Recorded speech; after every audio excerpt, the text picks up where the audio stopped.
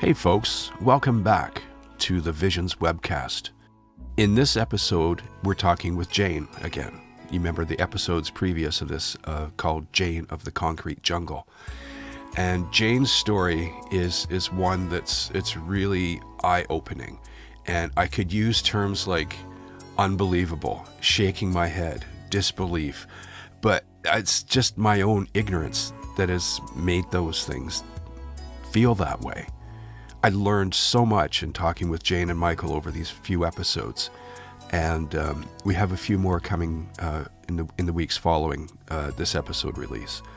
If you've never experienced homelessness or addiction or violence in the mental and the physical way, you should have a listen to these. The story of perseverance of a 14-year-old girl growing up on the streets, amidst drugs, gangs, physical and sexual violence, and still trying to be kind of a normal kid and go to school, get an education, wanting to have a job, wanting to eat, wanting to have a safe place to sleep. It's an eye-opening story, and I learned so much, and I'm really grateful and humbled that Jane and Michael shared so candidly so much of their story with me, because they want the world to know. This is not the type of thing that happens to nobody you know.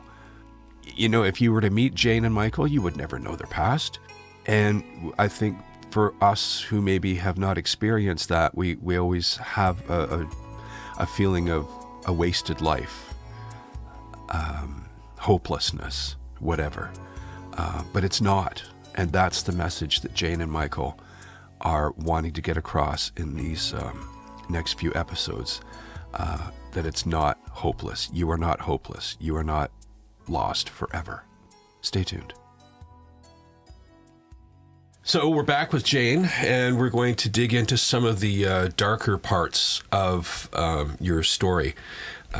We did have some technical things that we were just talking about that were problems with the episode that we did before, where it was uploaded and disappeared, and I uploaded it again and it disappeared again. Yeah. So we're going to do the perhaps dark but lighter version of it, but just absolute truth and candor. No, for sure.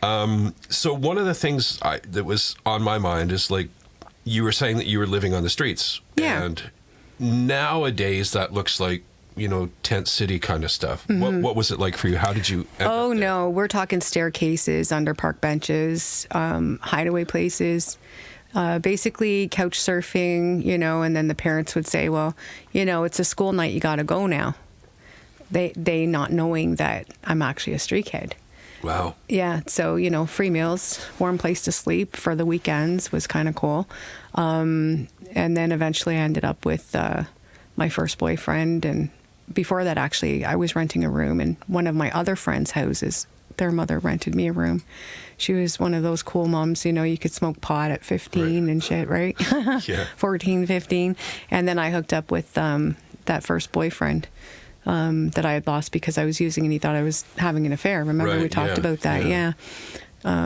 But yeah, there was no tents back then. We didn't know about tents. We didn't know about food banks. I don't even know if there was food banks. So what was a day like if you were, you know, at a couch surfing at some friend's place? Like, you would get up and go to school, and then what? Well, I would mostly sleep there on weekends. There was one particular friend, Leanne, and her mom, she was one of the drinking moms, so she didn't really notice when I was there. I'd hide in the closet or under the bed, or, you know, this kind of thing. So we'd wake up, we'd, you know, get ready for school, we'd disappear, you know, put the makeup on when we got to school, you know, the whole bit. And yeah, I did that for a while in the 80s too. Who didn't, though? Who didn't? And then, you know, we'd come back in, and she'd, you know, shout down to her mom, you know, I got my friend Jane here, and yeah. And, you know, if there was something to eat, then we would eat. And if there wasn't, then we would go steal chocolate bars or do whatever we had to do, because her mom was in the pretty much same predicament as my mother was. And how old were you then? I was 14 at the time. Yeah. 14 to 15 was a rough year. So for the most part, I crashed at her place, and her mom didn't really notice for the most part. But when she did, she'd get really upset. Other friends that I had that I would crash at, I would see a different way of life. I would see the family sitting around the table, saying prayers before dinner, having a full meal in front of you.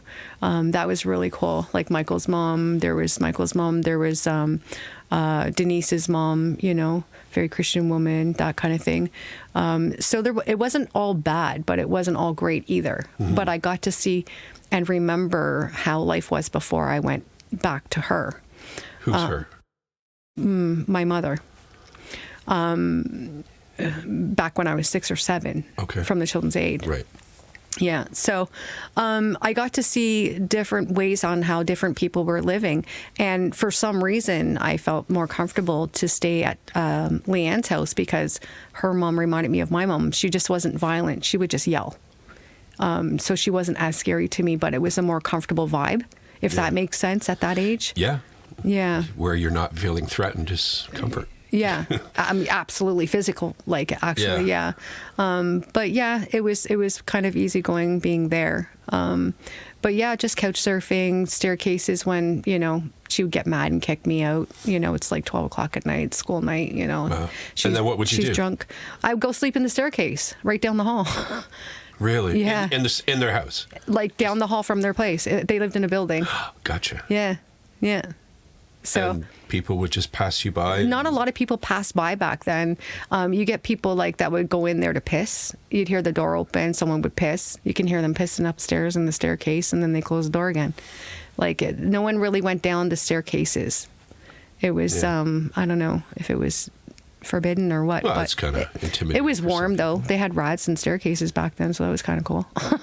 I guess they took them out now or something? Yeah, they don't use them anymore because they're outside walls and they're all cement anyway, so what's the point? Wow. Yeah. So how did it come to be that you were on the street, for lack of a better word? So that's kind of a little dark moment. Great question. So I'm about 14 years old, and my mother's new boyfriend, she had many of those, one of them was messing with me in a sexual way, and I finally got the gall. You learn at school, don't do drugs, kids, the whole Reagan thing. And if you see something, say something, and if you are experiencing something, tell someone. Well, I wanted to tell my mom. I wanted him out. And this obviously hasn't been the first boyfriend that's tried anything. I was 14. I was more mature. I knew it was wrong. Even after being conditioned to believe that it was okay and it was nothing dirty or bad as I grew through the years, this was just, I don't know, I was 14 now. So I approached my mother and I told her about her boyfriend. And she got very defensive and got very upset and said that I thought I was hotter than shit and I was trying to steal her boyfriend. She did, at 14? At 14. She did not believe me. She said, how dare you accuse him of such a horrible thing? She then proceeded to grab a garbage bag, put whatever bit of clothes I had into it, threw it by the front door and told me to get the fuck out, never to come back. So I never did. And this just all took place in one confrontation? In one confrontation. Wow. And how long was it going on with him before you... I don't even know. Probably a year, maybe. Wow. Yeah. I don't even know. Because you kind of leave your body, you black it out and you try to forget about shit like that, right? Mm-hmm. But it was just it was, I don't know. I had to tell her, and if you can't tell your fucking mother, who can you tell? Right. So that was a big letdown. And I was willing to forgive the physical abuse from her. I was willing to look past all that. It was just kind of second nature. I was used to that stuff. But when I started realizing that all these things that were happening from all these men coming through the house, that there was something wrong with it, that's when I started I need to tell her. I can't tell a teacher. Teachers rat me out, get me in trouble more. Can't go to the police because I don't have a witness for whatever, So there's all these things that are going on that you learn to not trust the social system. You learn to trust, you can't trust your community. You can't trust. So When we were just outside talking before we came up here, you mentioned, and I don't know if you want to go into this, just stop me if you don't want to. Sure. But you said that there were police records of your complaints. Yes. Can you go into how that came out and what you were complaining about? Absolutely. Because because if somebody's feeling intimidated about speaking out, they should know that you can speak out, and eventually, hopefully, they'll get their retribution. Now, how long ago was this? Just so people know that this doesn't just disappear overnight on a police record. How long ago were these records that you're talking about? That's a really great question. You just gave me chills. So there was 2 times I did approach the police, and the first time was about this. And they didn't do anything about it. They didn't approach my mother about it. They didn't look for him. There was no, like, nobody out there to save me in any way, right? But the important part about it was, in the future, when it was brought up later on in court, those records were still available. It was actually put on record that I approached them and the things that I was accusing this man of. And how many years was that past? I was 14, and the records were pulled probably 3 years ago, so maybe when I was like 48, 49, 50. Wow. Yeah, it was a very long case, so there's just so many different things they knew everything. They had homework projects and pictures I drew. Like, they had everything, like, from really? They pulled. How would they get your pictures that you drew? Everything. Maybe teachers, it resonated with them, or maybe there was something suggestive I didn't want to see any of it, so I don't know what was on it. Yeah, kind of thing. So there, and the second time was when I was 15, and that's when she beat the shit right out of me. And the cops asked me if I had a witness, and there was someone there when she was doing it, and I begged them to make her stop, and they looked away. So that was also on police records. So even though something wasn't done at that time, and I felt really fucking let down by the police association in a huge way, at the same time, when I did approach a lawyer and I did want my story to be told and I did want retribution and I wanted somebody to understand the shit that I went through, and I had no idea that I would even have a case where I could sue or, gain any kind of monies or, so a pat on the back even would have been greater, an apology. Right. And is this when you were 15? You got a lawyer, or was this the recent one? This was the recent, about 20 years ago. I mean, that's another thing. Like, if anybody out there plans on, suing anyone for, sexual assault or abuse or any kind of thing that happened to them, there's no statutes of limitations, first of all, in Canada. That's good. Which is excellent.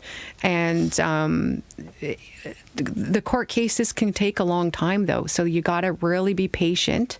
And the little kid inside of you, or, the young person inside of you, is you kind of just want to get it under the rug again and let it go. But if you take the time and you get the help and you go to the groups and you get a one-on-one and you talk to people, like, there's great services out there now that weren't there before. So I was able to gain the help I needed in order for my story to be told. And unfortunately, it took almost 20 years for me to get it all out and to heal from it. And so that's part of what we're doing here. We're trying to get your message in a different format for casual listeners. Well, and for people that maybe have also been through that. Or for me, it's like when we were talking before about, when I was saying to Michael, I said, what is it about doing crack? Mm-hmm. I don't know anything about it. Mm-hmm. I've never touched it. I've never seen it, never smelt it. And it's like, it seems to be like such a powerful thing. Can we pass a microphone? Do you want to do that? Yeah. Let's do it. Okay. Michael, you want in or no? It's up to you, brother. You want in? Sure.